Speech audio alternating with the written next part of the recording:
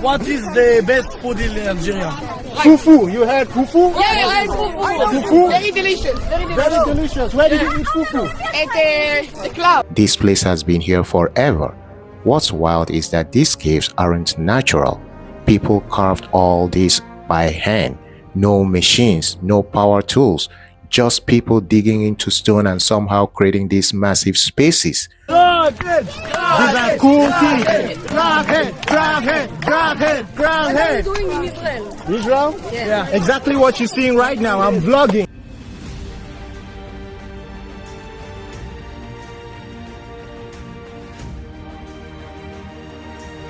Wow, the Columbarium Cave was planned and hewn as a dovecote for raising pigeons for food, for cult purposes, and for their manure, which was used as fertilizer.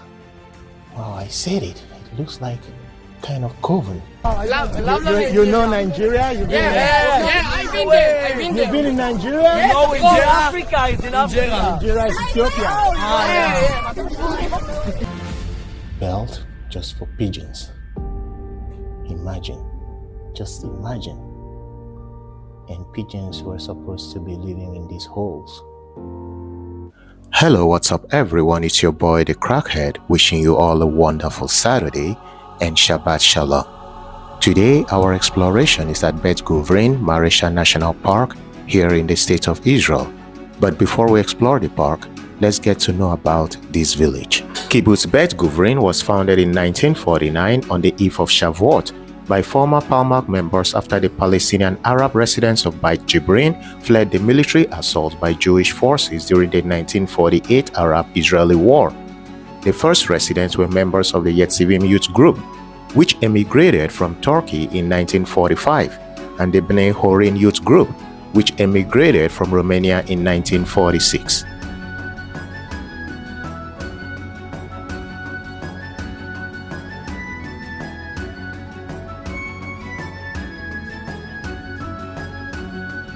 The kibbutz was established on the fields to the north of the Arab village of Bet Gibrin, which sat atop what was once a Hebrew town known as Bet Guvrin that was later renamed Eleutheropolis, the city of free men, by the Romans in 200 CE. After the Arab-Muslim conquest of the region, it became known in Arabic as Bet Gibrin. It was later the site of a Frankish Crusader colony, Bet Gibelin, before being reconquered by the Muslims and returning to its Arab moniker, Bet Gibrin. While walking through Bet Guvrin, it is easy to get distracted by the massive caves and tunnels, but then you reach the agricultural displays and suddenly the story becomes very human. What is this site? Display of agricultural elements and agricultural devices. The antiquities on display in this courtyard were uncovered during archaeological excavations throughout the country. They are an important part of Israel's state collection of valuable objects for whose documentation, storage and loan to archaeological displays the Israel Antiquities Authority is responsible. This area shows how people didn't just survive here, they worked the land. What you see on display might look simple at first: stone tools, presses, storage vessels, but every one of these pieces was part of daily life. This is how food was grown, processed, and stored in a world without shortcuts. You see ancient farming tools carved from stone and metal, designed to last and to be repaired, not replaced. Plows, grinding stones, and harvesting tools that were shaped by experience, not theory. People figured out what worked and stuck with it for generations. One of the most interesting parts is the olive oil and wine production equipment. Massive stone presses, heavy weights, channels carved into rock, all of it built with patience and precision. These weren't small operations. They produced enough to support families, villages, and trade. Agriculture here wasn't just about eating. It was about economy and survival. Storage was just as important as production. Large jars, underground chambers, and cool spaces were used to protect grain, oil, and wine from heat and spoilage. Everything was planned around the seasons. when to plant, when to harvest, when to store, and when to wait. What really stands out is how connected everything is to the landscape. The soft limestone made it easier to carve installations directly into the ground. Rainwater was collected and reused. Nothing was wasted. The land, the tools, and the people worked together.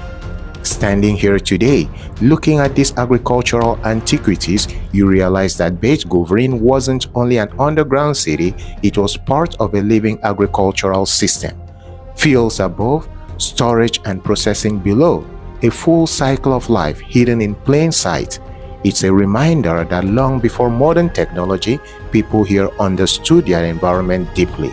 And the tools you see aren't just old objects behind displays, they are proof of knowledge, routine, and resilience passed down through generations. So all these antiquities, these stones you're seeing here, from what I read earlier on, it says these are excavations from all over the country.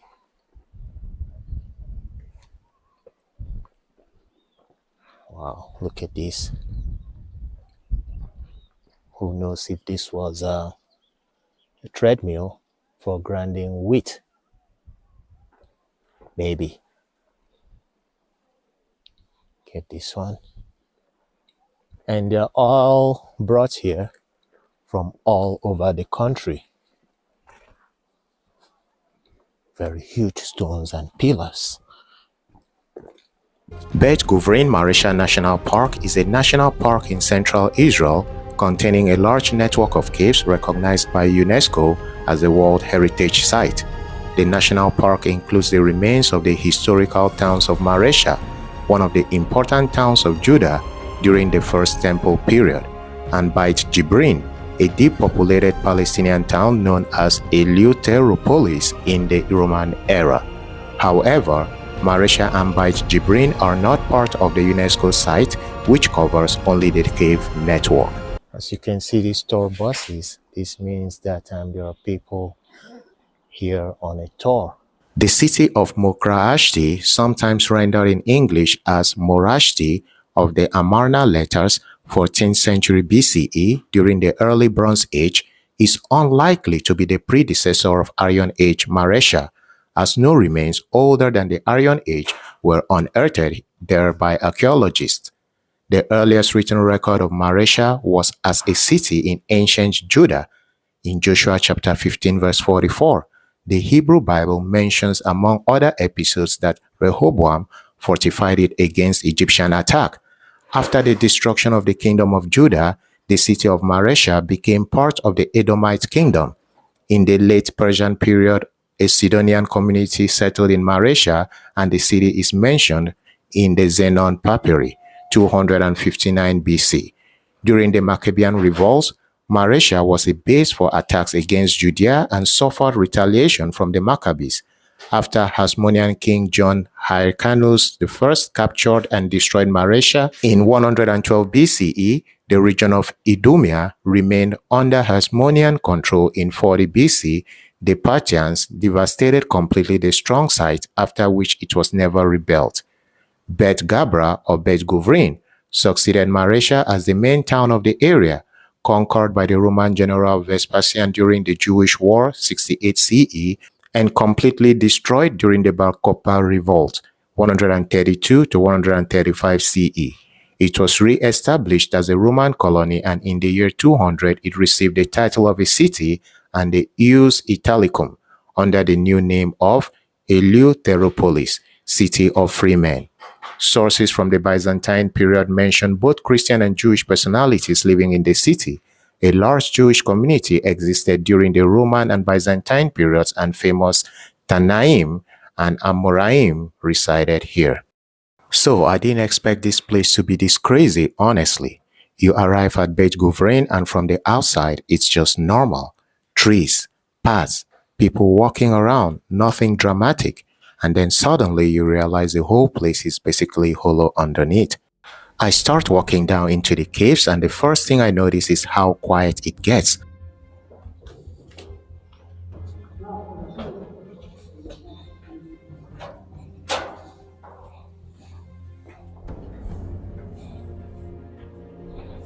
All right, let's go down. Oh, pigeons are here.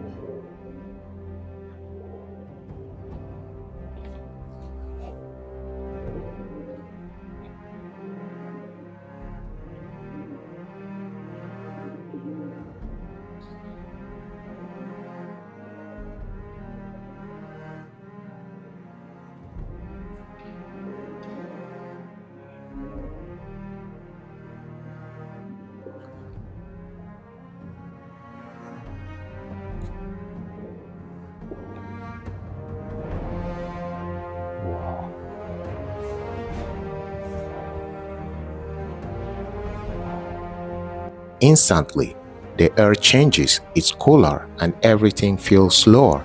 You're not in a rush anymore because, where are you rushing to? This place has been here forever. What's wild is that these caves aren't natural. People carved all this by hand. No machines, no power tools, just people digging into stone and somehow creating these massive spaces. Some of the caves are huge. You walk in and you actually stop for a second because your brain needs time to process how big it is. It feels like an underground hall or some kind of secret bunker from ancient times. It's spooky. Feels spooky. Let's go back up.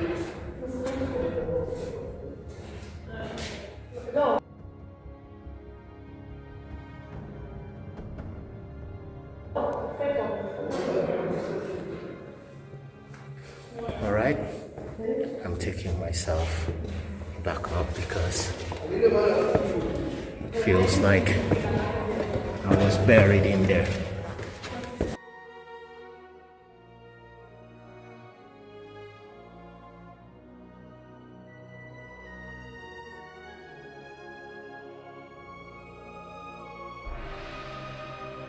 Then you move to another cave and it's the complete opposite, tight, low, kind of uncomfortable, and you start thinking, okay, people actually lived like this? They hid here, stored food here, collected water here. These weren't tourist attractions, this was survival. You keep walking and every tunnel feels like it could lead anywhere. Some go up, some go down, some just disappear into darkness, and the whole time you're imagining who walked here before you. Here it says Columbarium Cave. This cave, one of the most impressive of Del Maresha's caves. It was hewn in the 3rd century BCE, the Hellenistic period. The entrance is through an upper passage, and the exit is through stairs, hewn from the bottom of the cave outwards. Wow. Okay, time to check it out. Romans, locals, family, soldiers, everyone passed through the same stone, same walls, same silence. What I like about Bet Guvrin is that it doesn't feel polished. It's not flashy. It doesn't scream at you with screens and effects. You're just there with the caves, the echoes, and your thoughts. You learn without trying to learn. At one point, I just stopped talking completely and listened. You hear footsteps, voices far away, drops of water. That's it. And it hits you how much life happened underground while the world above kept changing. Okay. Now descending.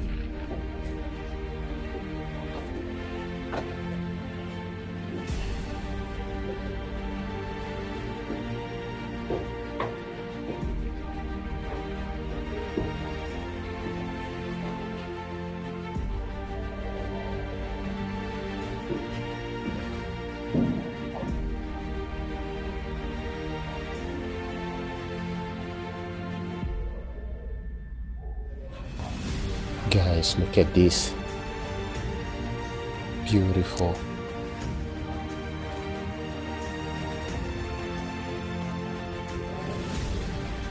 This looks so real.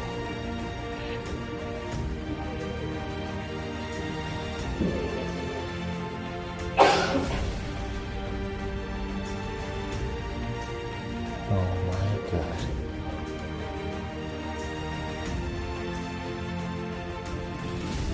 Alright, keep descending.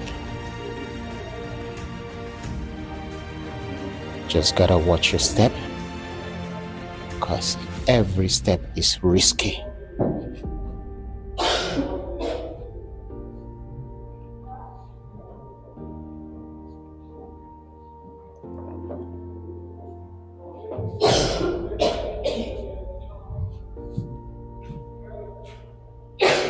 And it ends here, at least for now.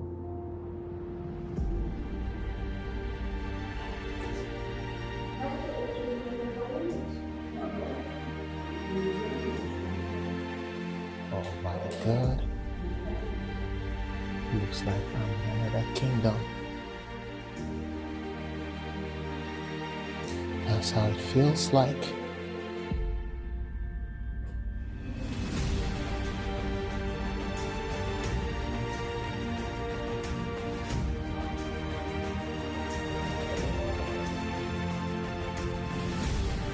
What does it say here?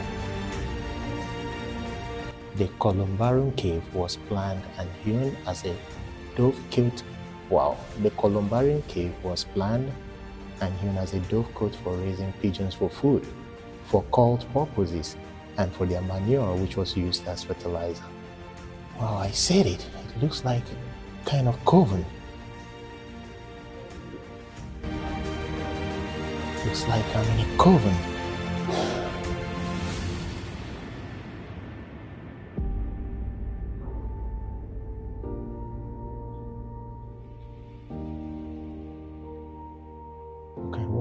Was able to build just for pigeons and for cult purposes. It reads further. The cave, which is shaped like a double cross, contains about 2,000 niches. It was hewn into the rock in the 3rd century BCE through 2 openings in the ceiling. The function of the cave and its opening was changed in the 2nd century BCE. The stone cutting technique, the cave plan, comparison with contemporary sites and examination of the Maresha Columbarium all indicate that the columbarium was used for raising pigeons for economic purposes and not for the storage of ashes of the deceased. The lower part of the cave was excavated in the years 1988 to 1989. Wow. Interesting.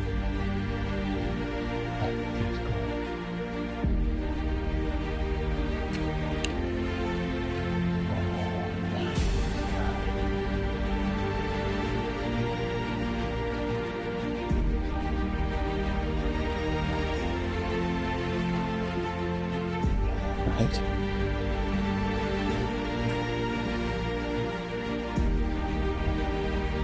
Let's sleep outside. This is another chamber.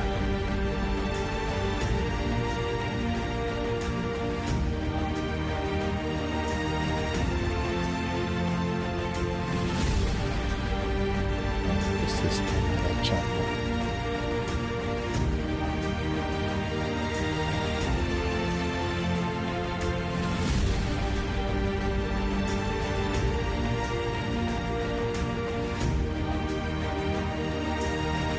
Seems to end here.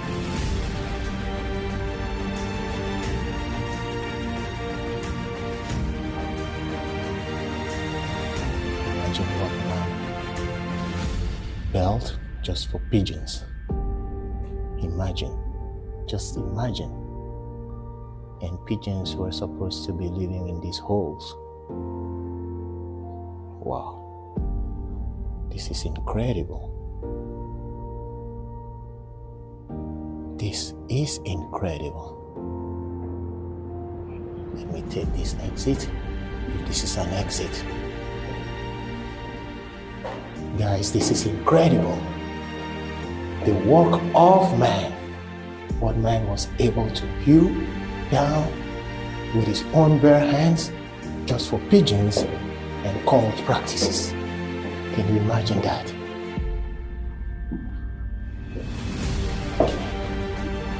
Here.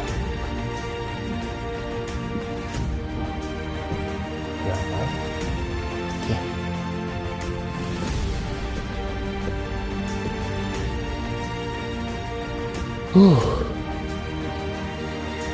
And I'm out. Stepping outside feels strange.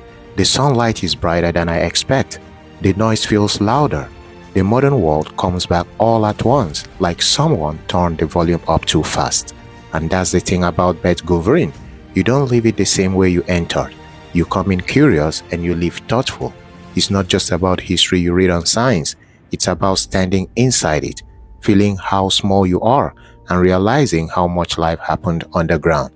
This place isn't just something you visit. It's something you explore slowly, and even after you leave, part of you stays down there inside the caves with the echoes. It's another nice weather to make exploration. I am this time around in the south of Israel. Where I am is close to Ashkelon, and it's amazing piece of work I have found here. There are so many places that exist here in Israel that a lot of people would never know about or hear about. This is why we have crackhead explorations and business. If you haven't followed us yet, guys, please follow us, subscribe, be part of this family. If you want to get to hear interesting stories, get to see amazing things, get to witness things here in Israel that you might never have thought existed, please do well. Subscribe to our channels, follow us. Please, I'm begging, please take us to 200 subscribers on YouTube and on Facebook as well. And don't just follow alone, also share. If there's a particular piece of content you like so much, you can also help us by sharing. And of course, you know, I will appreciate you for that. See how vast this area is. Everywhere is just green. Green, green, green, green everywhere. Somebody commented some time ago on one of my videos that there is no place as green as Israel in winter. I'm gonna start believing that, because how can you explain this? And this is the south of Israel that is supposed to be dry. Everywhere is just green. What else is here? Here it says Olive Press Cave. Hi! There is a cave there? Alright, thank you. This one? Yeah. Can I get in here? Yeah. But it's a jifa. Wow, this is so tight. Okay. This one is tight. And I have to squeeze myself in. But it seems this is it for it. I can't go further. It stops here. Okay, am I gonna be able to grab?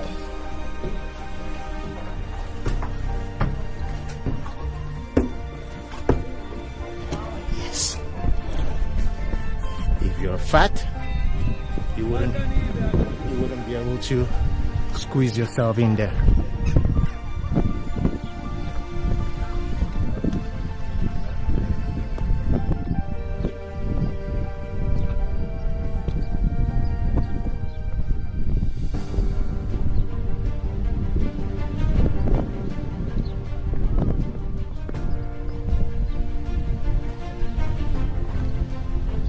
Oil press. Olive growing was a major source of income in Hellenistic Maresha. This oil press dates to that period and was built in a previously existing system. Olives harvested in the groves surrounding the city were brought to the oil presses. 20 have so far been discovered within the boundaries of the lower city, all dating to the 3rd to 2nd centuries BCE, the Hellenistic period. Alright, let's take a look.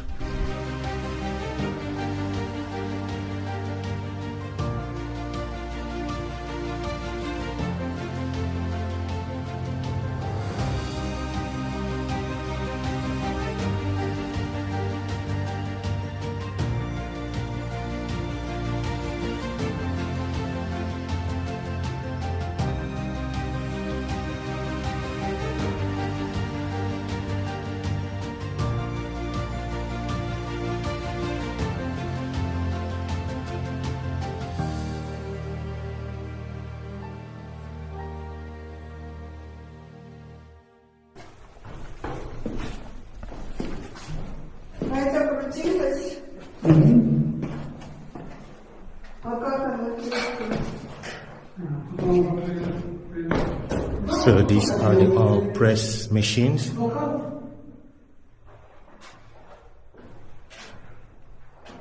Beautiful.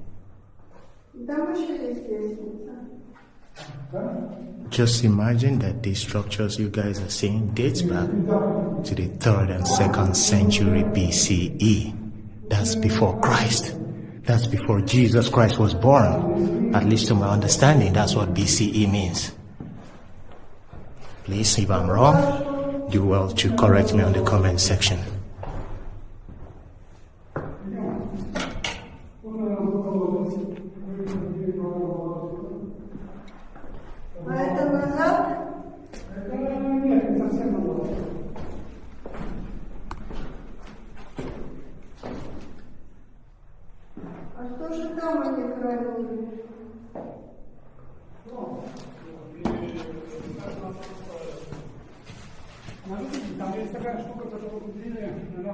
This continues down there. Wow. Wow. But you can't go in there because there's no exit.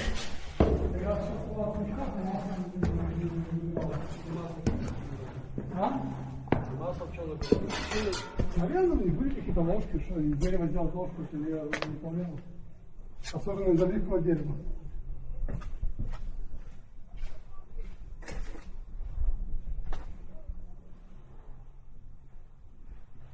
Отсюда поднимаемся, мама. Откуда? Honestly, Bet Guvrin is one of those places that doesn't make sense until you're actually here. On the surface, it is calm. Open fields, walking paths, families, hikers, nothing dramatic. But the moment you realize what's under the ground, everything changes. Bet Guvrin Park isn't just a park. It's an entire underground world. A place where history didn't just pass through, it settled in, carved itself into stone and stayed. As I walked down into the caves, the temperature dropped almost immediately. It's cooler, quieter, and suddenly the outside world feels very far away. The caves here were carved by people, not nature. Thousands of years ago, layer by layer, with basic tools, people dug into this soft limestone and created spaces that are still standing today. Some of these caves are massive. You walk in and you stop without meaning to. The scale doesn't register right away. The ceilings are high. The space feels endless, and your voice echoes back at you like you're inside a hidden cathedral. It is hard to believe this was once just rock. But Bet Guvrin isn't only about size. Some caves are small, narrow, almost uncomfortable, low ceilings, tight passages, and those are the ones that really get to you because you realize these weren't built for visitors. These were built for real life, for hiding, for storing food, for collecting water, for survival. What's fascinating is how practical everything is. You can see where stone was cut and removed. You can recognize cisterns that held water. You can spot tunnels that clearly weren't meant to be obvious. This wasn't random digging. This was planning. This was people adapting to their world. As I move deeper, it's easy to forget time. There is no signal down here, no screens, no distractions, just stone walls, echoes, and imagination filling in the gaps. You start thinking about who walked here before you. Locals, Romans, families, soldiers, all moving through the same spaces, hearing the same echoes. Maresha was first excavated in 1898 to 1900 by Bliss and McAllister, who uncovered a planned and fortified Hellenistic city encircled by a town wall with towers. 2 Hellenistic and 1 Israelite stratum were identified by them on the mound. Many of the ancient city's olive presses, columbaria, and water cisterns can still be seen. Both Maresha and Bet Guvrin, Eleutheropolis, were excavated after 1989 and 1992 respectively by the Israeli archaeologist Amos Kloner. Important finds at the latter site were the amphitheater built by the Roman army units stationed there, a large Roman bathhouse, and from the Crusader period a fortress integrating the walls of the Roman amphitheater and bathhouse, as well as an attached church. A cistern complex under the houses of Maresha. Let's see how complex this cistern is, or what it's all about even. And this Maresha cave we're about to explore right now would be the most complex of all the caves I have ever explored here in the State of Israel. Let's find out and let's see how complex this cave is. Now I'm waiting to get in here. I'm just waiting for these kids to come out so I can explore this cistern that is so complex. That's it? Alright. Let's go.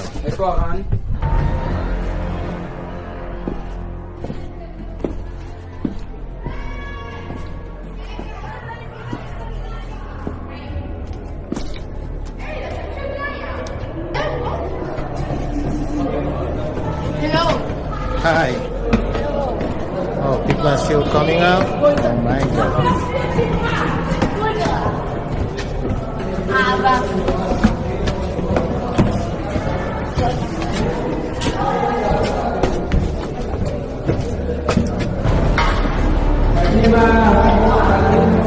Hey, now I get it. This is why it's so complex. Oh my God.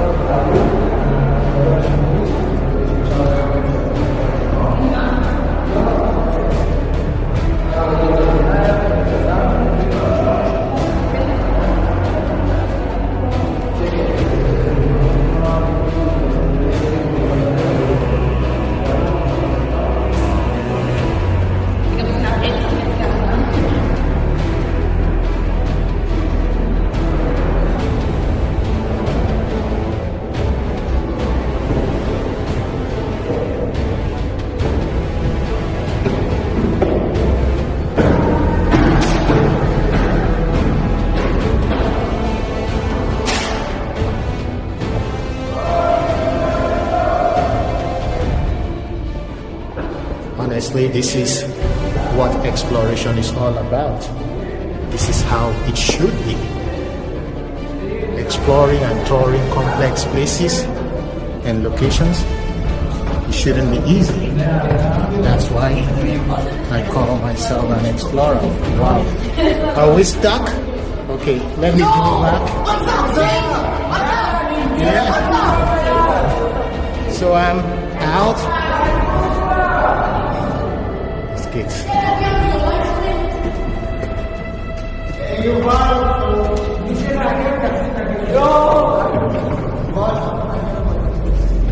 How many views you got? Millions. Yeah, what's up?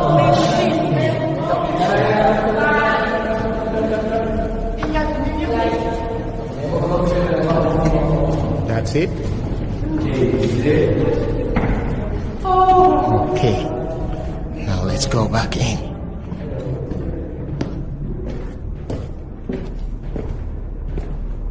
I don't have million views, but the reason I tell them million views, that is all fate, because I believe one day I'm gonna have million views. Maybe this video is gonna make a million views. So it's all with your mouth you can use to confess positive things. I don't have to have even 100 views now, but I confess 1 million views.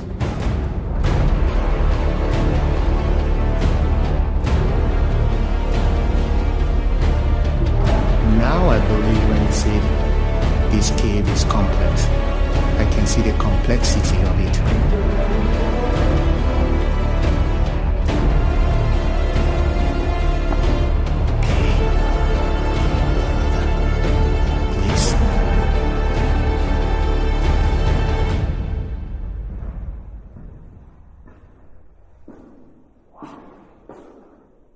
Nice.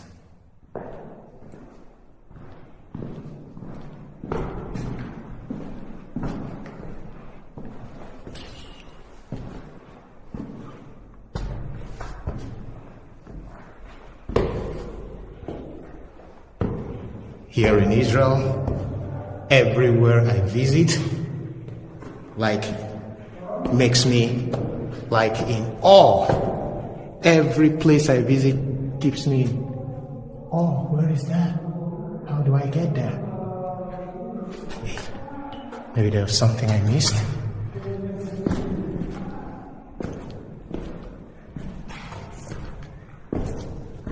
No, there is nowhere. So let me go back up. Maybe I'm gonna find an entrance to get to that location. But for now, let me just keep going up.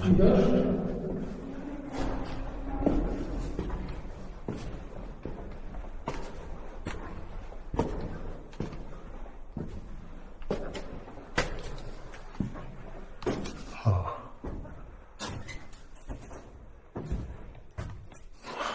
Nice.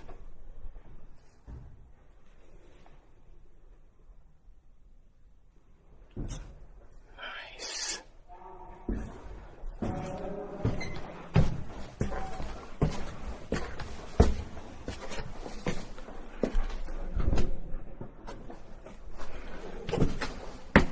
Okay, coming out now, and I'm very, very sweaty.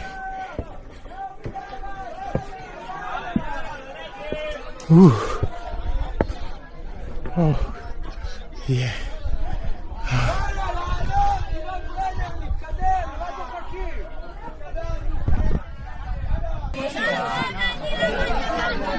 תבדקי רגע עם הבנות.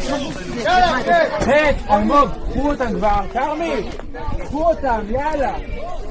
תלך, יבוא. כרמי יבוא. יאללה, חש. Yeah, what's up? Yeah. How are you? Can I say hi to the vlog? Of course you can. Hi.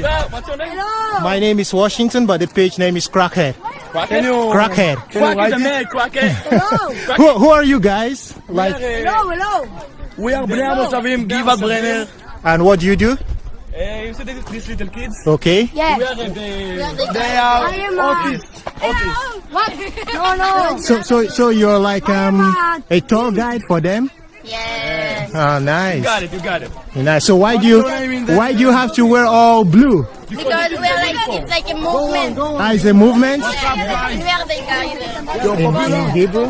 Oh, sorry. English. You have a Facebook? Facebook. Yeah. You have Facebook? Yes, I have. Of course. Facebook. I have. What's your name? Are you a Steven? Are you a rapper? You a rapper? Oh, I can know The live on Facebook. Wait, you speak English or Hebrew? English? It's Adidas or Adios? Sorry? Adios. Adios. Yeah. Whoa. Yeah. 64K, can I just say hello?